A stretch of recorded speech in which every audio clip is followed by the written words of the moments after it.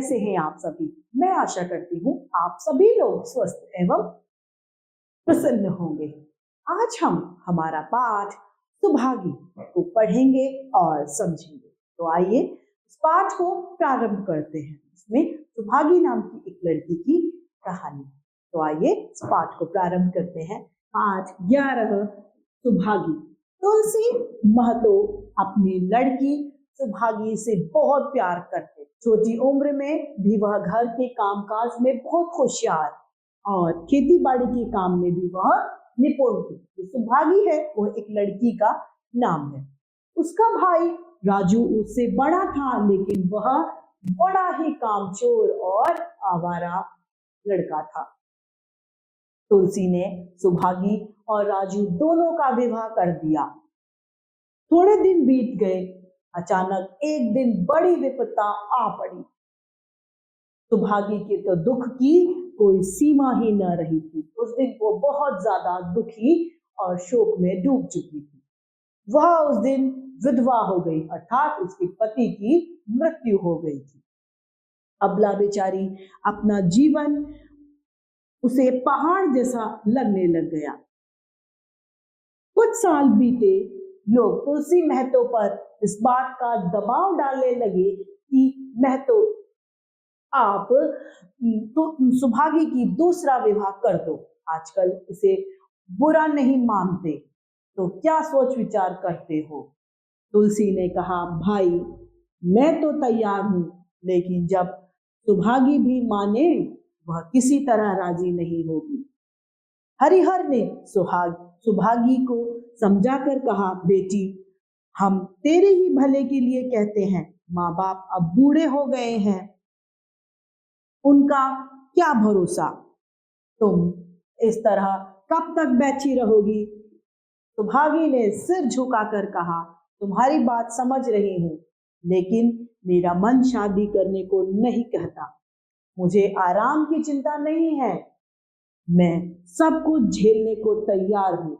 जो काम आप कहो वह सिर आंख के बल करूंगी, अर्थात उस काम को करने के लिए मैं तैयार हूं, लेकिन शादी के लिए मुझसे आप मत कहिए। उज्जड़ राजू बोला, तुम अगर सोचती हो कि भैया कमाएंगे और मैं बैठ के मौज करूंगी तो इस भरोसे मत रहना। अब भाई उसका कहता है, तुम पागल हो। यदि तुम ये सोचती हो कि तुम्हारा भाई कमाए और मैं ऐश करूं तो ये मुमकिन नहीं है। सुभागी ने गर्व से भरे स्वर में कहा, मैं आपका आसरा भी नहीं किया।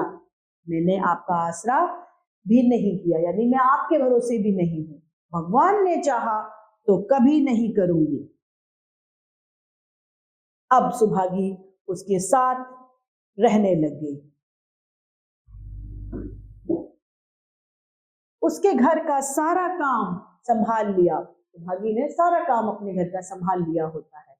बेचारी रात से उठकर कूटने पीसने लग जाया करती, चौका बर्तन करती, गोबर थापती, खेतों में काम करने चली जाती। दोपहर को आकर जल्दी खाना पकाकर सबको खिलाती।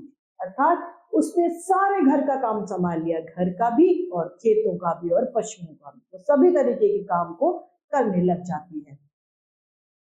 रात को कभी माँ के सिर में तेल लगाती थी तो कभी उनकी देह दबाती थी। उनके पैरों में दर्द होता था तो उनके पैरों को वह दबाती। जहां तक उसका बस चलता, माँ बाप को कोई काम वह नहीं करने देती थी। हाँ, भाई को रोकती नहीं थी। भाई है तो वो कर सकता है। ये तो जवान आदमी है, ये काम न करेंगे तो गृहस्थी कैसी चलेगी, यह सुभागी सोचती थी। मगर राजू को यह बुरा लगता था। अम्मा और दादा को तिनका तक नहीं उठाने देती और मुझे पीसना चाहती है।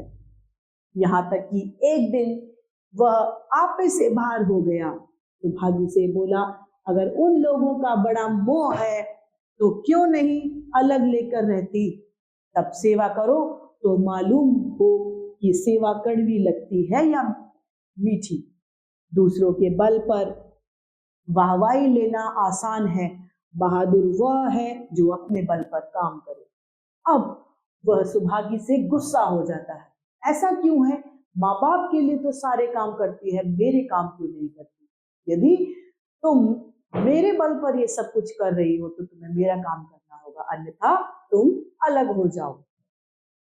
सुभागी ने कुछ जवाब न दिया। बात बढ़ जाने का उसे डर था, मगर उसके माँ बाप बैठे सुन रहे थे। महतो से न रहा गया, बोले, क्या है राजू, उस गरीबन से क्यों लड़ते हो? राजू पास आकर बोला, तुम क्यों बीच में कूद पड़े? वो कहते हैं, तुम क्यों बीच में बोल रहे हो? मैं तो उससे कह रहा हूं। तुलसी कहती है, जब तक मैं जीवित हूं तुम उसे कुछ नहीं कह सकते। तुलसी क्या कहती है? जब तक मैं जीवित हूं तब तक तुम उसे कुछ नहीं कह सकते। मेरे पीछे जाए जो करना, बेचारी का घर में रहना मुश्किल कर दिया है। अब सुभागी की माँ उसका पक्ष लेती है और कहती है, राजू कहता है, आपको बेटी बहुत प्यारी है तो उसे गले में बांध कर रखिए, मुझसे तो नहीं रुका जाता। तुलसी कहते हैं, यह अच्छी बात है, अगर तुम्हारी यही मर्जी है तो यही होगा। मैं कल गांव के आदमियों को बुलाकर बंटवारा कर दूंगा। तुम चाहे अलग हो जाओ, सुभागी अलग नहीं होगी। वह कहती है कि तुम चाहो तो हमसे अलग हो सकते हो, लेकिन सुभागी हमसे अलग नहीं होगी। रात को तुलसी बैठे थे तो वह पुरानी बातें याद आई, जब राजू को जन्मोत्सव में उन्होंने रुपए कर्ज लेकर जलसा किया था। अब वह सोचते हैं कि जब ये राजू मेरा लड़का पैदा हुआ था उस समय मैंने कर्ज लेकर भी इसके जन्म का उत्सव मनाया था। इतनी खुशी मुझे थी जब यह पैदा हुआ था। और सुभागी पैदा हुई तो घर में रुपए रहते हुए भी उन्होंने एक भी कौड़ी यानी एक भी खर्चा पुत्री के होने पर नहीं किया था।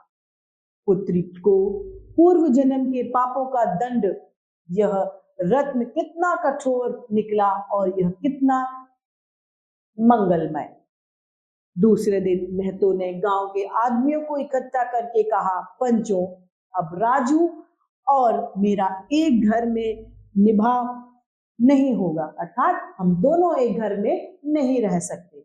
मैं चाहता हूं कि तुम लोग इंसाफ से जो कुछ मुझे दे दो वह लेकर अलग हो जाऊं। रात दिन की बहस अच्छी नहीं होती।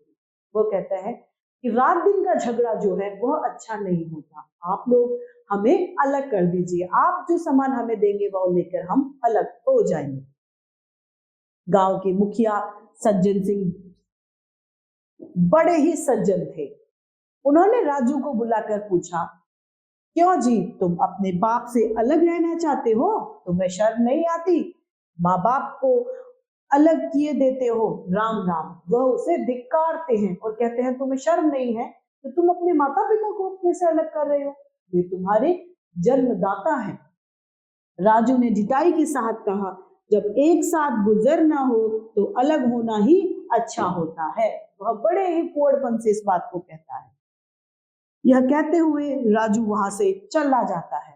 तुलसी, देख लिया आप लोगों ने इसका मिजाज, भगवान ने बेटी को दुख दे दिया, नहीं तो मुझे खेती बाड़ी लेकर क्या करना था, जहां रहते वही कमाते खाते। भगवान ऐसा बेटा बैरी को बना दे। अब वो कहती है, भगवान ऐसा बेटा किसी दुश्मन को भी ना दे जैसा मुझे मिला है। लड़के से लड़की भली जो कुलवंती हो, मतलब जो कुल के लिए काम करने वाली हो। तुलसी ने कहा, बेटी, हम तुम्हें नहीं छोड़ेंगे चाहे संसार सारा छूट जाए। मगर शायद महतो को यह सुख बहुत दिन भोगना नहीं लिखा था। 7-8 दिन से महतो बहुत तेज बुखार हुआ। लक्ष्मी पास बैठी रो रही थी। अभी एक क्षण पहले महतो ने पानी मांगा था और जब तक वह पानी लाए तब तक उसके हाथ पैर ठंडे हो गए। सुभागी उनकी यह दशा देखते ही राजू के घर गई और बोली, भैया चलो देखो, आज दादा न जाने कैसे हुए जाते हैं, 7 दिन से बुखार नहीं उतरा है। राजू ने चारपाई पर लेटे लेटे ही कह दिया, तो क्या मैं डॉक्टर हकीम हूं कि देखने चलूं? जब तक अच्छे थे तब तक तो तुम उनके गले का हार बनी हुई थी, अब जब मरने लगे तो मुझे बुलाने आई हो? यह कहकर वो उसे जवाब देता है। सुभागी ने फिर उसे कुछ नहीं कहा और सीधे सज्जन सिंह के पास चली जाती है। उधर सज्जन सिंह ज्यों ही महतो की हालत सुनी तुरंत सुभागी के साथ में भागे चले आते हैं। वहां पहुंचते हैं तो महतो की दशा और भी खराब हो चुकी थी। नाड़ी देखती देखती तो बहुत धीमी सी थी। समझ गए कि जिंदगी के दिन पूरे हो गए हैं। सजल नेत्र होकर बोले, अब तबीयत कैसी है? सज्जन सिंह ने रोते हुए कहा, भैया मैं तो घबराओ नहीं, भगवान ने चाहा तो तुम जल्दी अच्छे हो जाओगे। सुभागी को तो मैंने हमेशा अपनी बेटी समझा है और जब तक जीऊंगा ऐसा ही समझता रहूंगा। अर्थात आप बेटी की चिंता मत करो, बेटी आपकी बेटी मेरी बेटी है, मैंने उसे सदैव बेटी ही समझा है। तुम निश्चित रहो, कुछ और इच्छा हो तो वह भी कह दो। महतो ने नीत नेत्रों से देखकर कहा, और नहीं कहूंगा भैया, भगवान तुम्हें सदा खुश रखे। सज्जन सिंह राजू को बुलाकर लाता है, उससे जो जो भूल चूक हो क्षमा कर दो। महतो, नहीं भैया, उस पानी का मुंह में नहीं देखना चाहता, उस पापी का मुंह में नहीं देखना चाहता। इसके बाद गोदान की क्रिया होने लगी। राजू को गांव भर ने समझाया, पर वह अंत्येष्टि करने पर राजी न हुआ। कहा, जिस पिता ने मरते समय मेरा मुंह नहीं देखना स्वीकार किया, वह मेरा न पिता है न मैं उसका बेटा हूं। दोनों में इतना क्रोध, आपस में रोष था। लक्ष्मी ने दाह क्रिया की। सुभागी ने सारी व्यवस्था की। इन थोड़े से दिनों में सुभागी ने न जाने कैसे रुपए जमा कर लिए थे। जब 13वीं का सामान आने लगा तो गांव वालों की आंखें खुली की खुली ही रह गई। 13वीं के दिन सारे गांव के लोगों ने भोज किया, चारों तरफ वाहवाही मच गई। पिछले पहर का समय था, लोग भोजन करके चले गए थे। लक्ष्मी थककर सो गई। केवल सुभागी बची हुई थी, चीजें उठाकर रख रही थी कि ठाकुर सज्जन सिंह ने आकर कहा, अब तुम भी आराम कर लो बेटी, सवेरे काम कर लेना। सुभागी ने कहा, मैं अभी थकी नहीं हूं दादा, आपने जोड़ लिया कुल कितने खर्च हुए? सज्जन सिंह, वह पूछ कर क्या करोगी बेटा? सुभागी कहती है, कुछ नहीं, यूं ही। सज्जन सिंह बोले, कोई 3000 रुपए होंगे। सुभागी ने सकुचाते हुए कहा, मैं इन रुपयों को की देनदार हूं, अर्थात मैं आपके ऊपर ये रुपए उधार हैं।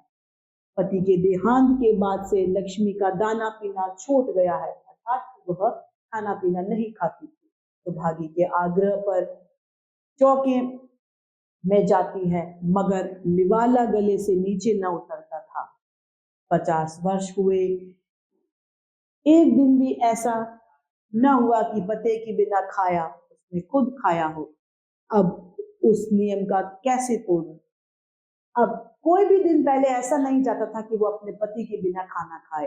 अब उसके पति की मृत्यु के बाद में वह उसके बिना खाना खाने के लिए कैसे राजी हो जाए? आखिर उसे खांसी आने लगी, दुर्बलता से जल्द ही खाट पर डाल दिया। अब वह भी कमजोर होकर खटिया में लग जाती है। सुभागी अब क्या करे? ठाकुर साहब के रुपए चुकाने के लिए दिलो जान से काम करने की जरूरत थी। यहाँ माँ बीमार पड़ गई, अगर बाहर जाए तो माँ अकेली रहती है, उसके पास बैठे तो काम कौन करेगा? माँ की दशा देखकर सुभागी समझ गई, इनका भी अंतिम समय आ पहुंचा। महतो को भी बुखार था। गांव में और किसे फुर्सत थी दौड़ धूप करता। सज्जन सिंह दोनों वक्त आते, लक्ष्मी की दशा बिगड़ती जा रही थी। यहाँ तक कि 15वें दिन वह भी संसार से विदा ले गई। सुभागी को उसने आशीर्वाद दिया, तुम्हारी जैसी बेटी पाकर मैं तर गई। अर्थात वह बेटी के लिए इतनी ज्यादा खुश थी, बेटी की सेवा से वो बहुत खुश थी। उन्होंने अंतिम क्षणों में भी यह कहा कि तुम्हारी जैसी बेटी पाकर मेरे भाग्य खुल गए।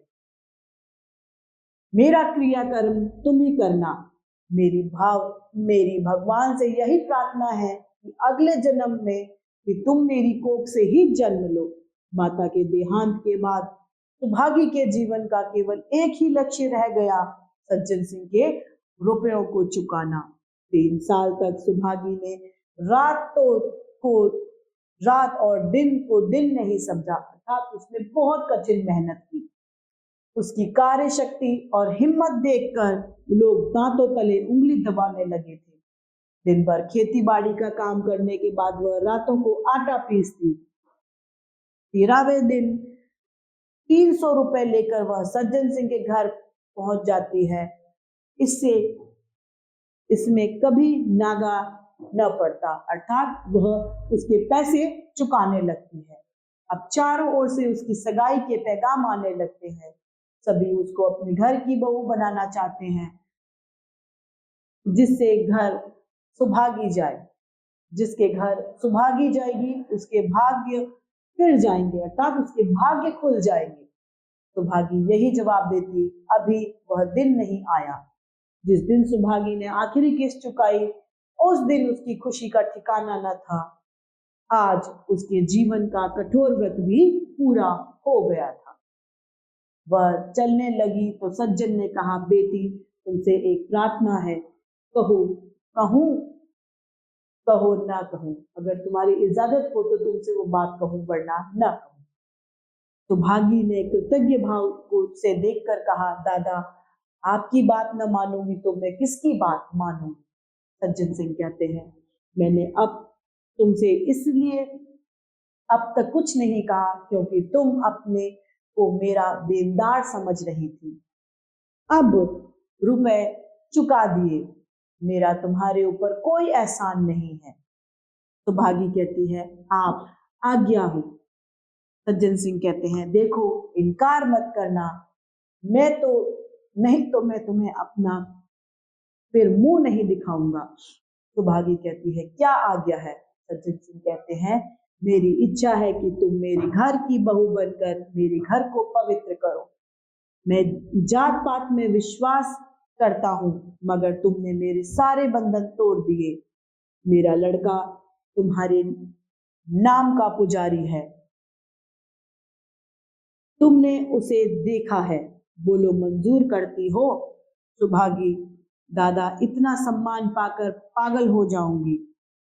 सज्जन सिंह कहते हैं, तुम्हारा सम्मान भगवान कर रहे हैं बेटी, तुम साक्षात भगवती का अवतार हो।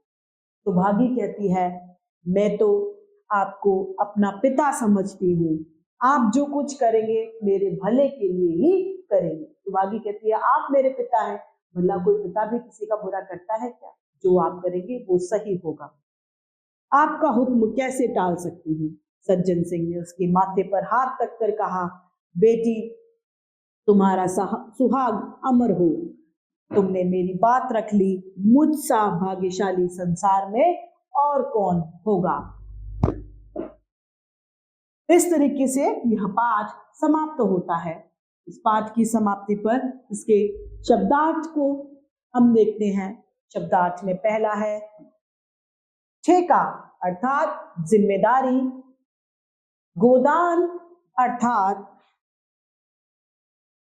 गाय का दान देने वाला अर्थात कौर, सुहाग यानी सौभाग्य, आसरा अर्थात उम्मीद, मिजाज अर्थात तबीयत, अंत्येष्टि अर्थात अंतिम, विनीत अर्थात विनम्र, आग्रह अर्थात निवेदन, कृतज्ञ अर्थात एहसान और उज्जड मतलब बेलगाम। अब है अभ्यास कार्य। पहला मौखिक। क तुलसी महतो किसे प्यार करते थे? तुलसी महतो अपनी बेटी सुभागी को प्यार करते थे। ख कौन विधवा हो गई थी? सुभागी कन्या विधवा हो गई थी। ग, किसने शादी करने से मना कर दिया था? विधवा सुभागी ने पुनः विवाह करने से मना कर दिया था। घ, महतो का अंतिम संस्कार किसने किया? महतो का अंतिम संस्कार लक्ष्मी उसकी पत्नी ने किया। अब है लिखित प्रश्न। पहला, सारा गांव सुभागी की बड़ाई क्यों करता था? सारा गांव सुभागी के मेहनती स्वभाव को देखकर उसकी बड़ाई किया करता था। ख, सुभागी के चरित्र की कोई 3 विशेषताएं बताएं।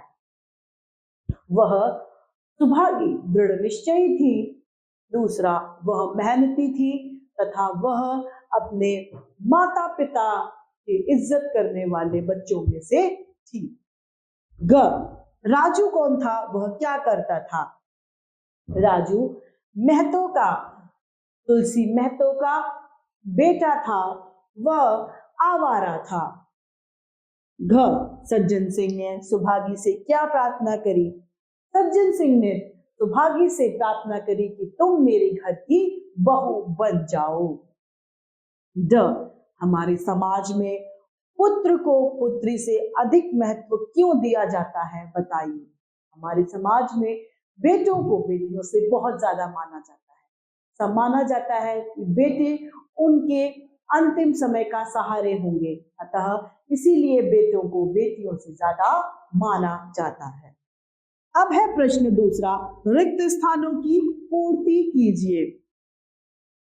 क, रात को कभी कभी रिक्त स्थान के सिर में तेल लगाती। महतो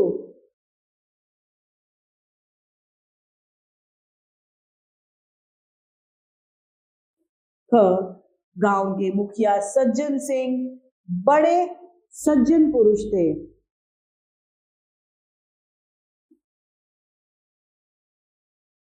ग, 7-8 दिन से महतो को बहुत तेज बुखार हुआ।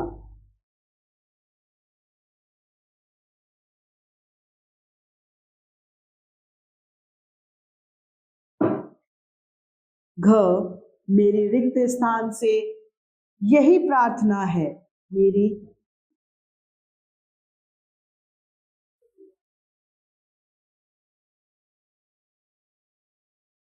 ड, आज उसके जीवन का कठोर व्रत पूरा हो गया। अब है प्रश्न तीसरा, सही कथन के सामने हमें सही का चिन्ह लगाना है। क, मैं जात पात में विश्वास नहीं करता हूं। जी हाँ। मुझसा भाग्यशाली संसार में कौन होगा? जी हाँ। ग, बेचारी का घर में रहना मुश्किल कर दिया है। जी हाँ। सुभागी के दुख की तो सीमा नहीं थी। जी हाँ। 2-3 दिन से महतो को तेज बुखार हुआ है।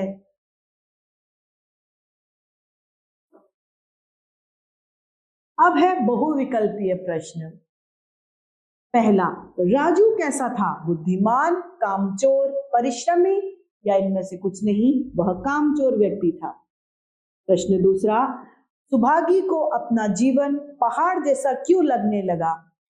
वह छोटी उम्र में विधवा हो गई थी, उसे कोई प्यार नहीं करता था, उसके पास धन नहीं था या इनमें से कुछ नहीं? वह छोटी उम्र में विधवा हो गई थी। तीसरा, सुभागी तुलसी महतो की कौन थी? लड़की, बहन, पत्नी या कुछ नहीं? वह लड़की थी। प्रश्न चौथा, सारा गांव सुभागी से करता था, सुभागी की करता था बढ़ाई, बुराई, चुगली या कुछ नहीं? बढ़ाई। पांचवा, गांव के मुखिया सज्जन सिंह पुरुष थे, कठोर, धनवान, सज्जन या अक्खड़ सज्जन पुरुष थे। सुभागी ने संभाल कर रखा था व्यापार का सारा काम, गांव का सारा काम, घर का सारा काम या समाज का सारा काम, घर का सारा काम। तो इस तरीके से हमारा यह पाठ समाप्त होता है। मैं आशा करती हूँ आप सभी लोगों को यह पाठ भली भांति रूप से समझ में आया होगा। तो आज के लिए इतना ही, फिर मिलते हैं। धन्यवाद।